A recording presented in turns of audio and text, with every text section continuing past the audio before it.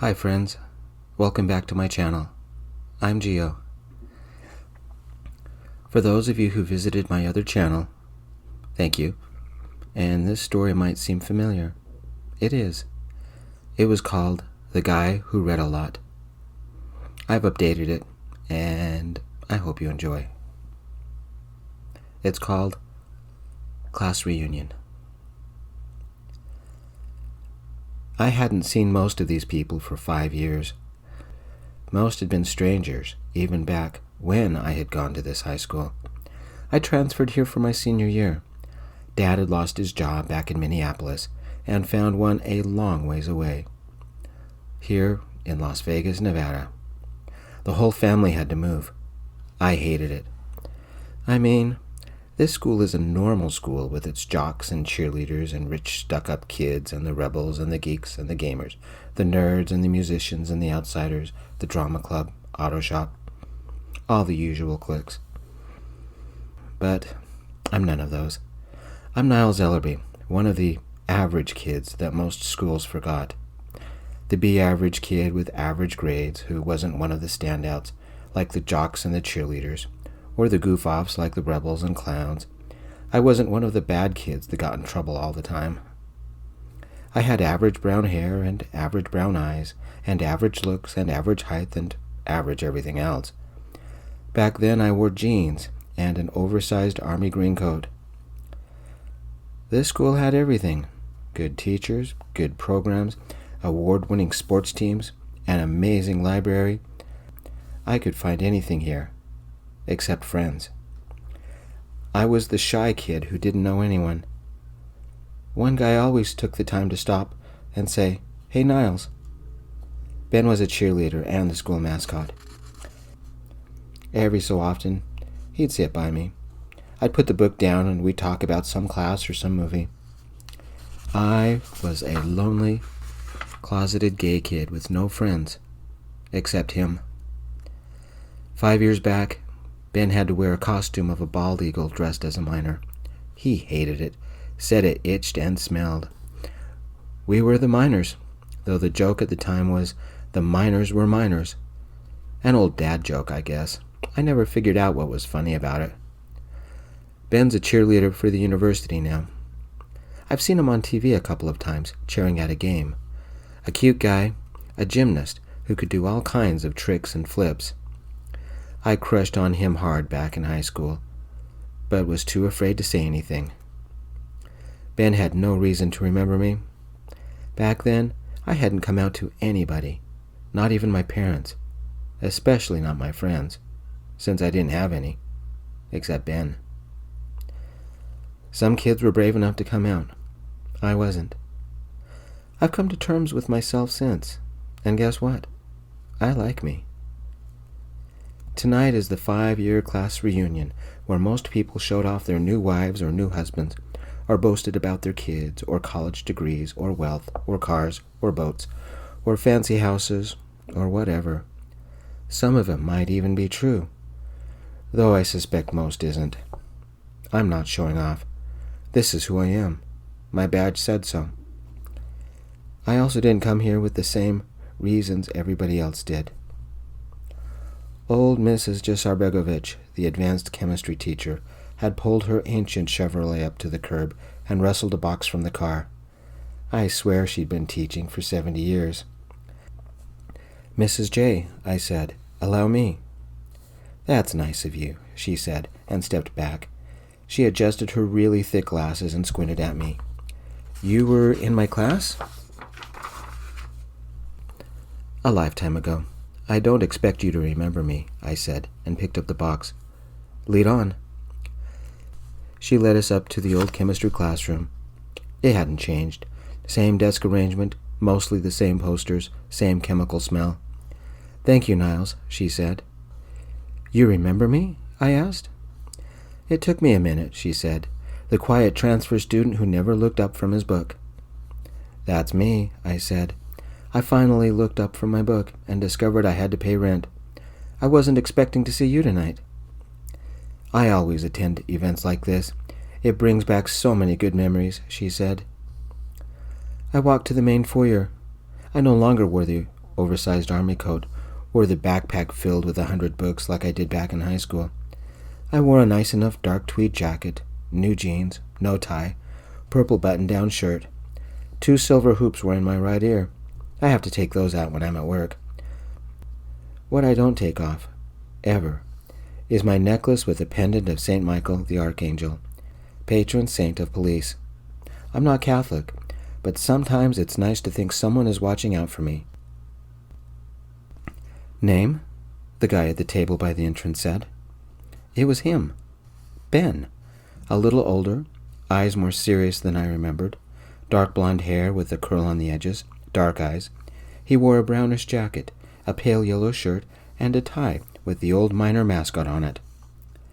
I met him for 2 weeks a couple of years ago, though he won't remember it. He helped me through some tough times my rookie year. He definitely won't remember that. I needed a friend I could talk to. Ben listened. I guess he didn't have a choice. He was in a coma. I came here to see him, to get the end of the story. Most of the time, a cop is only around for the beginning of the story. We seldom learn the underlying issues, rarely learn what happens shortly after, and very rarely do we get to know how a story ends.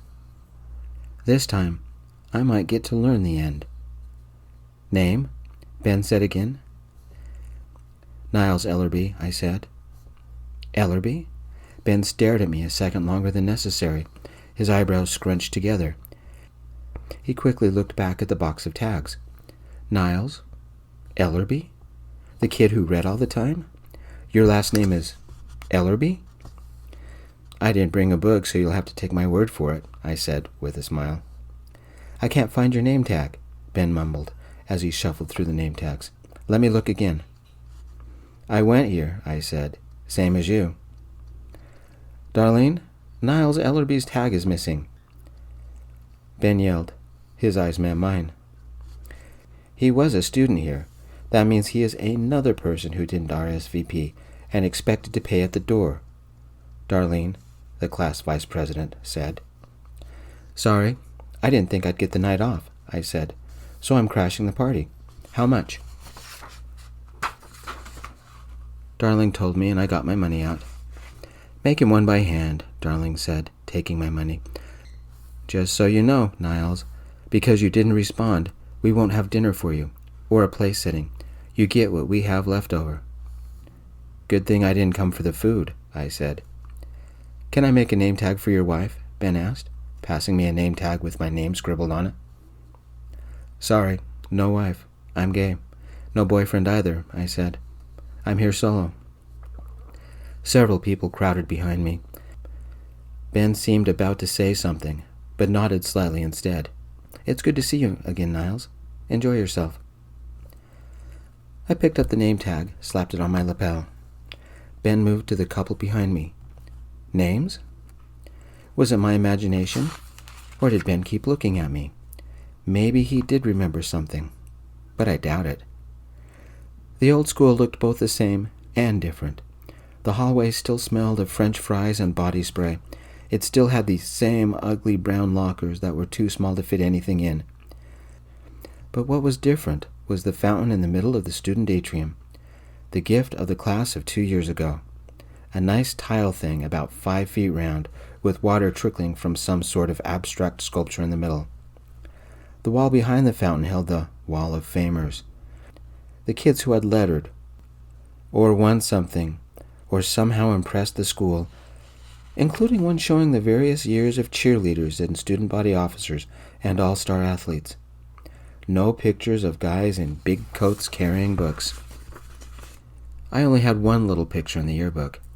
Head cheerleader and the quarterback tied with the most pictures. 17. I didn't have to count. They had an index in the back. I found Ben in one of the pictures on the wall, dressed as the school minor mascot and holding the cartoon costume head to the side.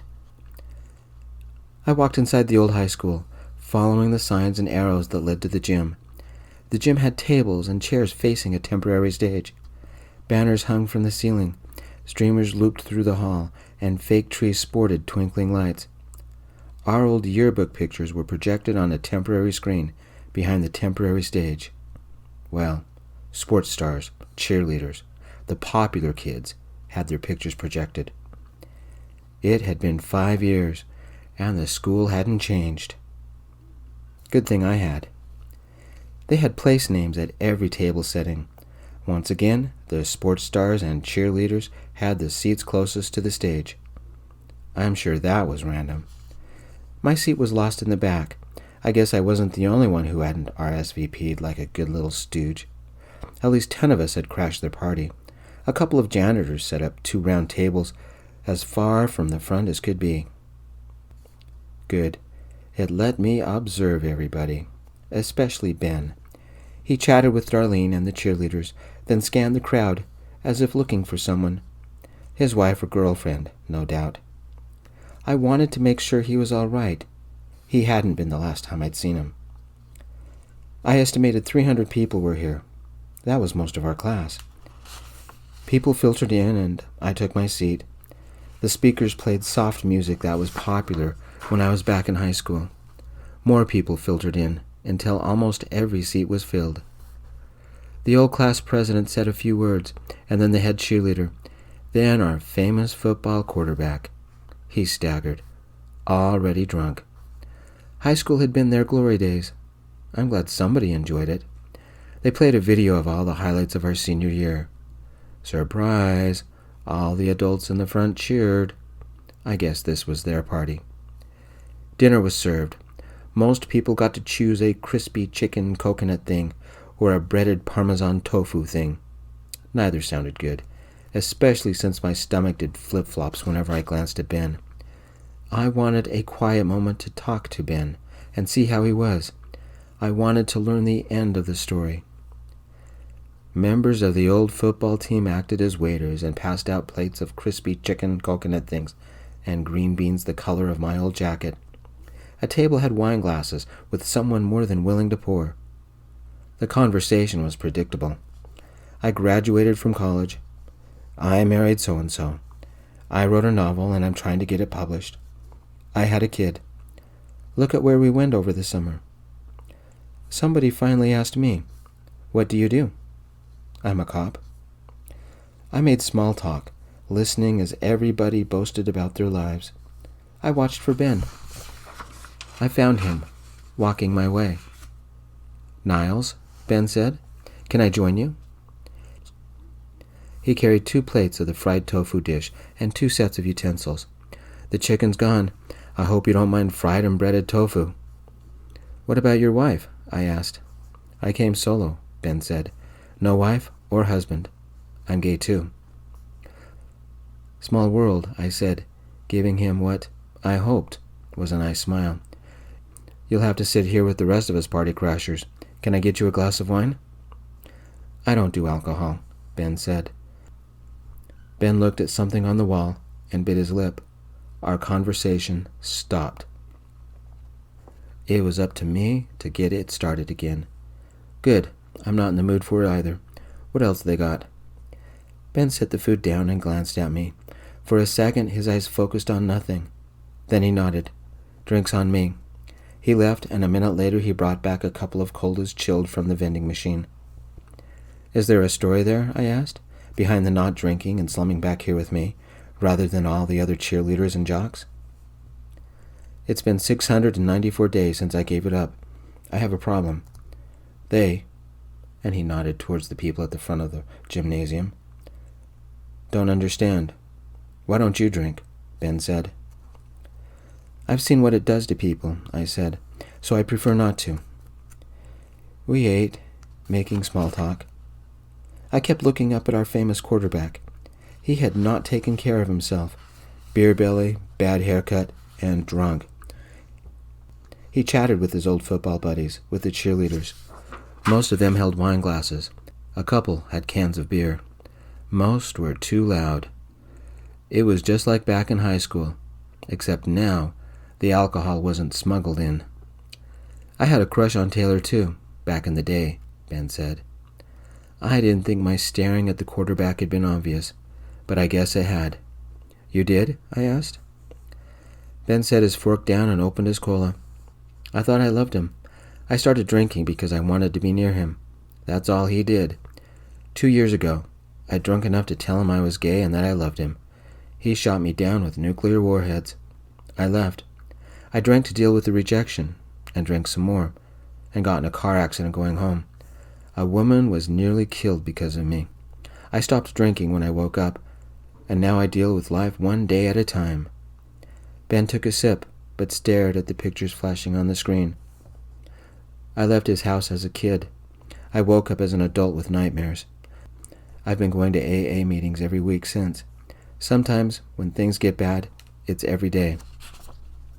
I'm sorry, I said. I didn't know. I thought me and Taylor were friends, Ben said, but he said he was too drunk to remember that night. He never came to see me in the hospital. How long were you in the hospital? I asked, though I already knew the answer. Almost 2 weeks, Ben said. I was in a coma. Then they shipped me to a long-term care facility for a month. Rehab. Ben gave an ironic smile, but his eyes were sad. I said, I'm sorry. Did you know there's a police car parked in the emergency lane outside? Darlene said, somewhere behind us. I told you that you should ask people's professions as part of the trivia game, someone said. Unless somebody called the cops on our little party, Darlene said, as they walked away. Ben's eyes narrowed, and he said, That's you, isn't it? That's my car, I said. I'm off duty. That a problem? Ben leaned back and stared at me. His mouth had trouble deciding if it wanted to smile. You're Officer Ellerby. I just can't picture the quiet kid nobody noticed is now a cop. You remember me? I asked, taking a bite of the tofu thing. It was kind of rubbery and bland. I'd get a burger on the way home. Ben shifted his chair a little. I was always a little bit jealous.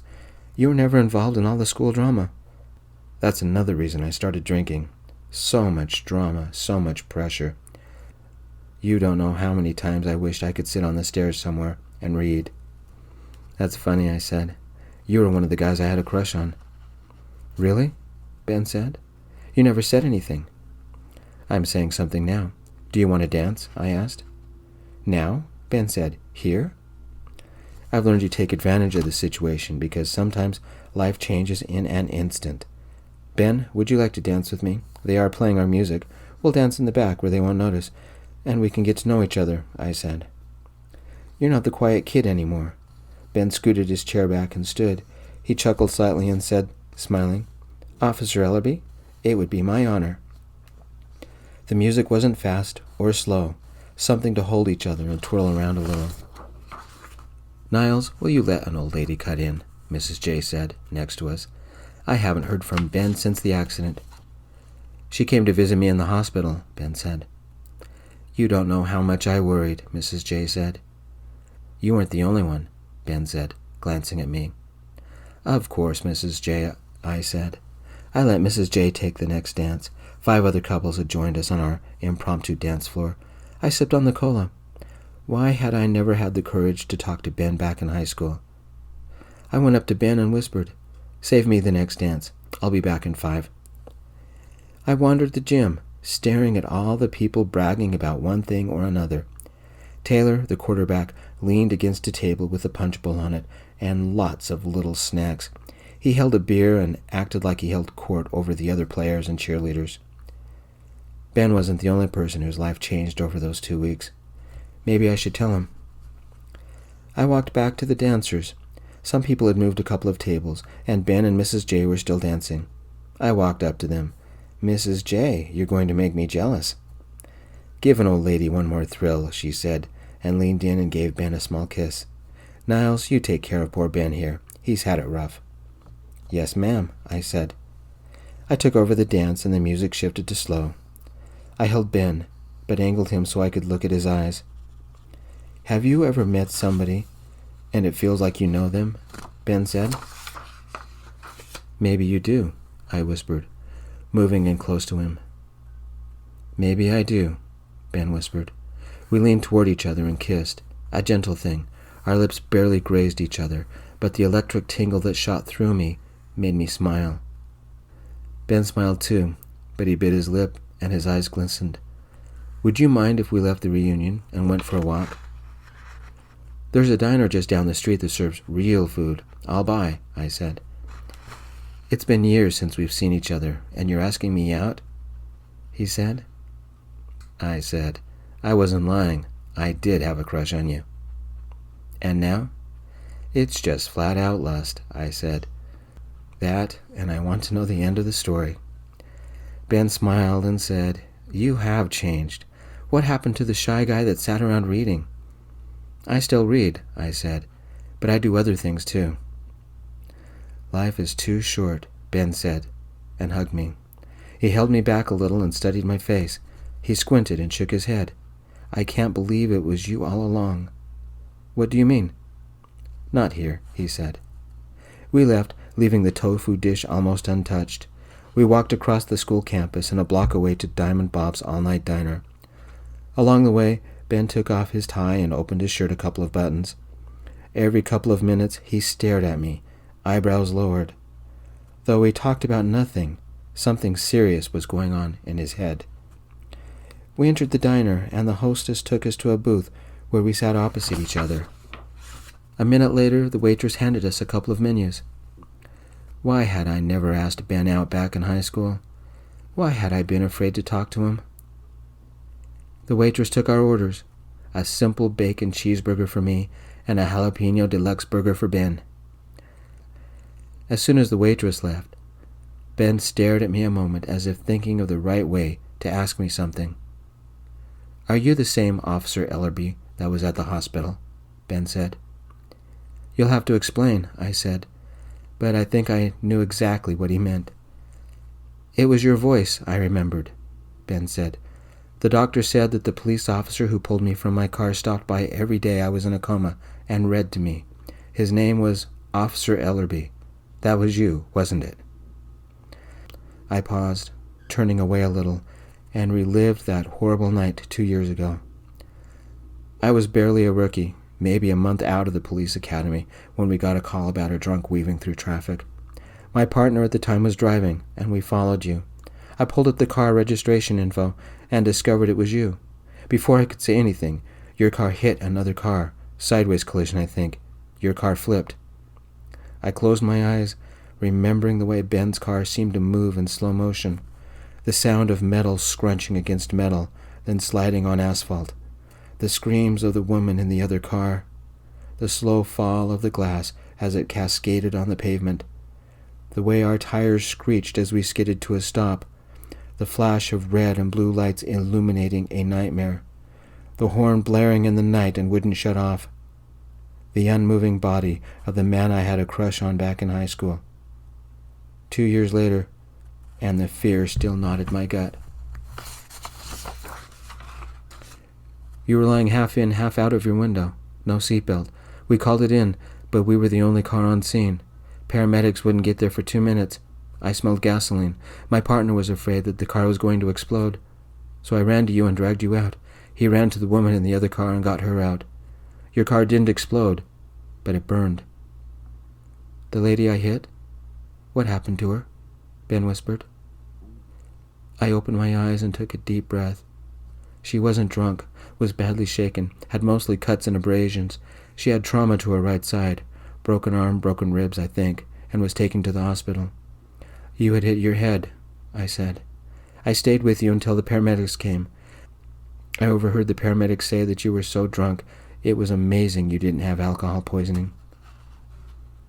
Why did you stay with me as long as you did? Ben asked. I'd like to say it's my job, but the truth is, I still love you. I reached into my pocket and pulled out my phone. I flipped screens until I found my library, and I opened up a book. When I got off shift, I came over to see how you were doing. The doc said you were in a coma. I've heard that the best thing anyone can do for people in a coma is read to them. So I read to you. My parents said that you came every day until they moved me to a specialized rehab, Ben said. Since I'm not family, I had no way of following you, I said, and showed him the book on my phone. That's the book I read. We were almost done. Ben took my phone and scrolled through the book. The bookmark? That's as far as we got. I nodded. It started off as a simple reading exercise, but I needed someone to talk to. Being a rookie cop is hard. For those 2 weeks, you became my best friend, and I told you everything. Then you were gone. I came to the reunion tonight to see if you would be here. Even though it's been a couple of years, I had to make sure you were all right. I remembered your voice, Ben said. I didn't know who it was until I woke up. Then Mom told me it was a policeman named Ellerby. I fell in love with that voice, and later the name, Officer Ellerby. Did anyone ever tell you thank you? I think your mom did once, I said. A moment of awkward shyness returned, and I glanced at him. The waitress brought our food over and set it down. Anything else? She asked. 2 cups of coffee, please, I said. She left, leaving us staring at each other. Someday, I want you to read me the ending, Ben said, and gave me my phone back. He took my hands in his. His face reddened, and he took a deep, ragged breath. Thank you for saving my life. Thank you for reading to me. Thank you. The first tear spilled out, quickly followed by a second and a third. I switched from my side of the booth to sit next to Ben. Every police car that passed me, or every officer I met, I checked to see if the name tag said Ellerby. I never suspected the shy kid from high school would save my life someday. I didn't know it was you until tonight, he whispered. Ben sniffed. I held his hand. He looked at me, his eyes red. I wiped the wetness from his cheek. Our waitress quietly set the coffee on the table and left. I don't remember much from that time, but I remember the soft voice that made me forget the pain. That's the only thing I remember. I fell in love with that voice, with the way he was there for me, and I didn't know who he was. The mysterious Officer Ellerby, the stranger that saved my life. It turns out it was my quiet friend from high school. You were him all along, and I never knew it. Thank you, Ben said. His voice wavered as his tears fell. I closed my eyes and let out a sigh. The emotions were high. We were so close. We kissed, exploring each other's lips for several minutes. He tasted a little of spearmint, and his cologne had a citrus smell mixed with a musk scent. Thank you for giving me a second chance at living, Ben said, pulling back a little. He wiped his eyes with the back of his hand. My turn to take a deep, ragged breath. My eyes burned with unshed tears. Thank you for loving me enough to read to me, Ben said, his voice breaking. If I said anything, my tears would fall. I held his hand.